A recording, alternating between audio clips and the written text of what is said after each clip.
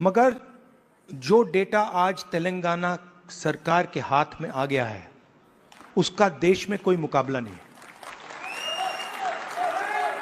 आज तेलंगाना में हम आपको बता सकते हैं, हम आपको 1 मिनट के अंदर बता सकते हैं कि तेलंगाना की सारी कॉर्पोरेट्स में, उनकी सारी मैनेजमेंट में कितने ओबीसी हैं, कितने दलित हैं, कितने आदिवासी हैं।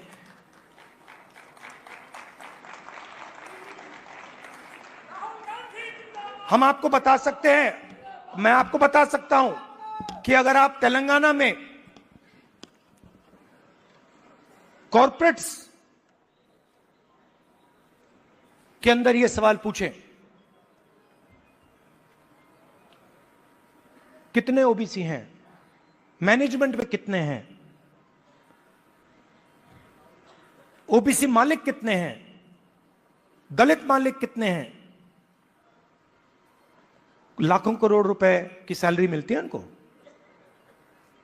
आपने मीडिया में सुना होगा 2 करोड़ का पैकेज, 3 करोड़ का पैकेज, 5 करोड़ का पैकेज, सुना ना आपने? यह आप सवाल पूछ सकते हैं, तेलंगाना में ओबीसी को कितने पैकेज मिले? 0। एक भी पैकेज ओबीसी को नहीं मिल रहा, एक भी पैकेज दलित को नहीं मिल रहा, एक भी पैकेज आदिवासी को नहीं मिल रहा है। और आप मनरेगा की लिस्ट निकालिए, पूरी लाइन ओबीसी, दलित, आदिवासियों से भरी हुई है। ये जो गिग वर्कर्स कहलाते हैं, डोमेस्टिक स्टाफ, गिग वर्कर्स, इनकी लिस्ट निकालिए। तेलंगाना में ब्लैक एंड व्हाइट है। इस देश में मजदूरी ओबीसी, दलित, आदिवासी करते हैं।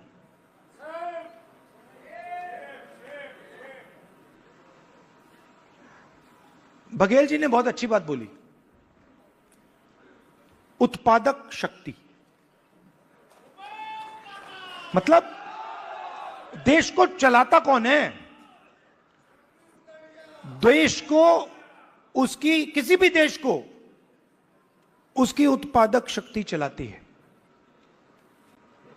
और देश में मेन सवाल यह उठता है कि अगर उत्पादक शक्ति देश को कुछ दे रही है, भोजन देती है, औजार देती है, ये इमारतें देती हैं, तो उस शक्ति को अपने खून पसीने के लिए देश क्या देता है? मतलब आप लोग देश को बनाते हो, इमारतें आप बनाते हो, सड़कें आप बनाते हो, स्कूल आप बनाते हो, कॉलेज आप बनाते हो, अस्पताल आप बनाते हो, टेंपल भी आप बनाते हो। मेरे लिए सबसे जरूरी सवाल है, अगर आप लोग देश को बनाते हो तो इस काम के लिए देश आपको क्या देता है? आपको क्या दे रहा है आज हिंदुस्तान? प्राइवेट स्कूल, जहां पे आपको लाखों रुपए देने पड़ते हैं। प्राइवेट स्कूल किसके? आपके नहीं, ओबीसी के नहीं, दलित के नहीं, आदिवासी के नहीं। आरक्षण लूटा नहीं, आरक्षण दिया नहीं जाता है।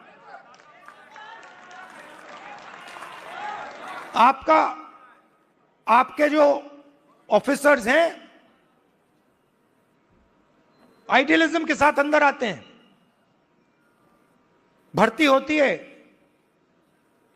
आइडियलिज्म से आते हैं और फिर आस्ते आस्ते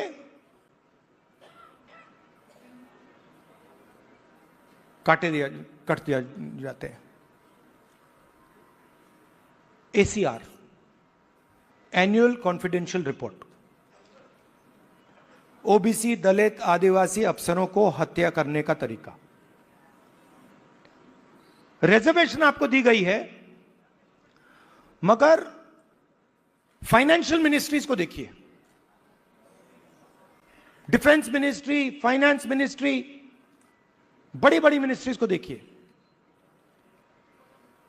और वहां पे आप नेशनल लेवल मैंने चेक किया, वहां पे मुझे ओबीसी, दलित, आदिवासी नाम बता दो। मैंने मजाक किया, बजट बना, मिठाई बांटी जा रही थी, याद है आपको? हलवा बांटा जा रहा था, 11 लोग थे वहां पे, 90% आप लोग हो, 50-55% ओबीसी, 15% दलित, 9% आदिवासी, कोई नहीं वहां पे। हलवा बट रहा है, वो खा भी रहे हैं। आप प्रोडक्टिव फोर्स देश की, वो हलवा में जो चीनी गई वो आपने बनाई।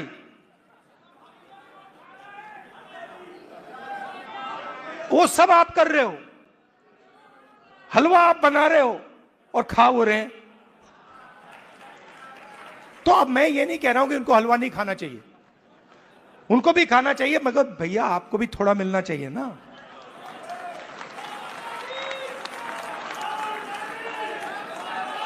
तो अब मैं आपको, आप मेरी बहन से पूछो, मेरी बहन से पूछो, कभी मिलोगे तो पूछना कि अगर कभी राहुल ने किसी चीज के बारे में मन बना लिया तो उस बात को वो छोड़ेगा या नहीं छोड़ेगा, वो पूछ लो उससे। मैं नहीं छोड़ने वाला। और मैं सिर्फ जाति जनगणना की बात नहीं कर रहा हूं। देखो, आप ये मत सोचो कि मैं जाति जनगणना की बात कर रहा हूं। जाति जनगणना तो पहला कदम है।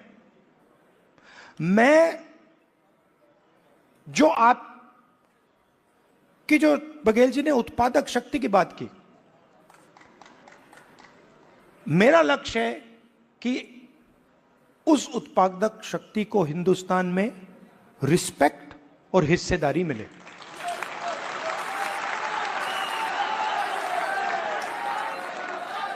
तो आपको लगना चाहिए, हिंदुस्तान के किसान को लगना चाहिए। आज आप हिंदुस्तान के किसान से पूछो, आपके बेटे के लिए क्या सपना है, आप क्या सोचते हो, आपका बेटा क्या करेगा? वो आपको कहेगा मजदूरी करेगा। और मैं चाहता हूं कि वो किसान कहे, नहीं, मेरा बेटा इस देश का सबसे बड़ा बिजनेसमैन बन सकता है, जो भी वो करना चाहता है वो कर सकता है। अब एक प्रॉब्लम है राजनीति में, सबसे बड़ी प्रॉब्लम पता है क्या होती है? क्या होती है? हाँ, नहीं, नरेंद्र मोदी कोई बड़ी प्रॉब्लम नहीं। मेरी बात सुनी, मैं बता क्या करे। घर, गाड़ी, बंगला सब कुछ ले ले, लेकिन मोबाइल वापस दे दे। क्यों? क्योंकि मैं उस फोन से लाखों रुपया कमा रहा हूं। वो नहीं,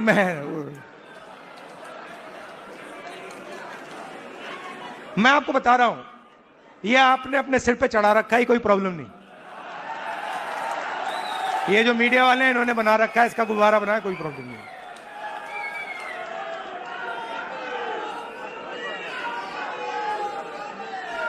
अब पहले तो मैं मिला नहीं था, अब 2-3 बार मैं मिल भी लिया हूं, बात समझ गया हूं मैं, कुछ नहीं उसमें।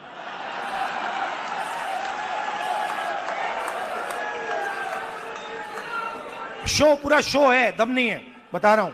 आप लोग मिले नहीं हो, मैं मिला हूं, बैठा हूं कमरे में।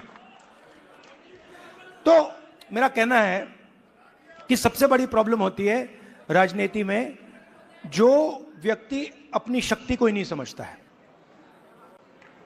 और मेरी सबसे बड़ी कंप्लेंट क्या है ओबीसी युवाओं से, कि आप अपनी शक्ति नहीं समझते हो। आपको मालूम ही नहीं कि आपकी कितनी शक्ति है, कैसी है, क्या है, वो आपको समझ नहीं। क्योंकि जिस दिन आपको अपनी शक्ति समझ आ गई, ये पूरा पलट जाएगा। तो मेरा क्यों, और अच्छा सवाल उठता है, अब आप मुझसे कहोगे कि भाई आपने कहा कि हमें अपनी राजनीतिक शक्ति नहीं समझ आती, तो फिर क्यों नहीं आती? मैं आपको बताता हूं क्यों नहीं आती। क्योंकि नहीं, बांटे नहीं गए हैं। देखिए, वो हुआ क्या है, मैं आपको बताता हूं, सुनो। और ये आपको गहराई से समझना होगा। ये आपकी, देखिए, दलितों की हिस्ट्री है, दलितों की हिस्ट्री है ना। देश के दलितों को अंबेडकर जी ने उनकी हिस्ट्री समझाई। और अगर आप आज दलित से पूछें कि भाई आपकी हिस्ट्री क्या है, वो आपको 3000 साल की हिस्ट्री बता देगा। वो आपसे कहेगा, देखिए, हमें अछूत कहा जाता था, हमें बाहर रखा जाता था, हमें मारा जाता था। एक सेकंड में आपको बताएगा। आप वही सवाल आदिवासियों से पूछो, आपकी हिस्ट्री क्या है, वो आपको बता देगा। मगर अगर आप ओबीसी से पूछो कि भैया आपकी हिस्ट्री क्या है, आप जवाब नहीं दे पाते हो। इसका कारण है आपकी हिस्ट्री को आरएसएस और बीजेपी ने मिटाया है।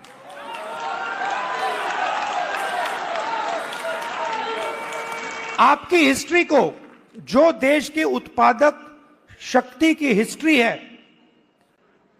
उसको आरएसएस और बीजेपी ने मिलकर मिटाने का काम किया है।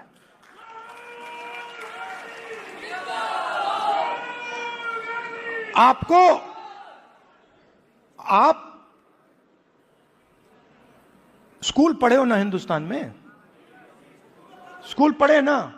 आप मुझे बताओ, आपने स्कूल में हिस्ट्री की तो किताब पढ़ी होगी, उसमें ओबीसी की हिस्ट्री कौन सी थी, कहां थी? उसमें कहीं लिखा था ओबीसी की हिस्ट्री के बारे में? कुछ लिखा था? मैंने तो नहीं पढ़ा। आज जब मैं बात को समझ रहा हूं तो मैं अपने आप से सवाल पूछता हूं, भैया जब मैं छोटा था तो इस देश के जो 55-60% लोग हैं, उनकी हिस्ट्री की किताब में है ही क्यों नहीं? यह जानबूझ के मिटाया गया है, क्योंकि जिस दिन आप अपनी हिस्ट्री समझ जाओगे, उस दिन आप समझ जाओगे कि आरएसएस आपका सबसे बड़ा दुश्मन है।